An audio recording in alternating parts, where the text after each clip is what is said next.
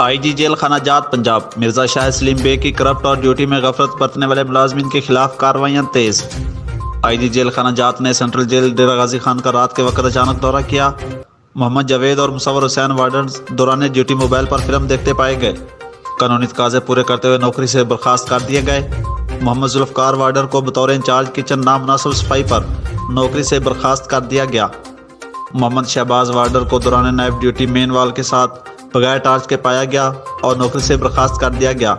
Ghulam Yasin assistant superintendent jail کی بطور نائب آفیسر ڈیوٹی میں غفلت برتنے پر 1 سال کی ترقی روک لی گئی۔ عرفان علی اسسٹنٹ سپرنٹینڈنٹ سینٹرل جیل میاں والی کو بطور انچارج ملاقات شیڈ ڈیوٹی میں غفلت برتنے پر 1 سال کی ترقی روک لی گئی۔ Munawar Hussain assistant superintendent central jail Rawalpindi کی ڈیوٹی میں غفلت برتنے پر 1 سال کی، جبکہ غلام حسین ہیڈ وارڈر کی 2 سال کی ترقی روک لی گئی۔ عبدالشکور وارڈر ڈسٹرکٹ جیل ریا کو بوجہ غیر حاضری نوکری سے برخاست کیا گیا تھا۔ آئی جی جیل خانہ جات کو اپیل دائر کی گئی، جواز قبول کرتے ہوئے نوکری پر بحال کر دیا گیا، جبکہ اللہ بخش وارڈر اور محمد ارشد گارڈن کلی کی اپیلیں جواز قبول نہ ہونے پر خارج کر دی گئیں۔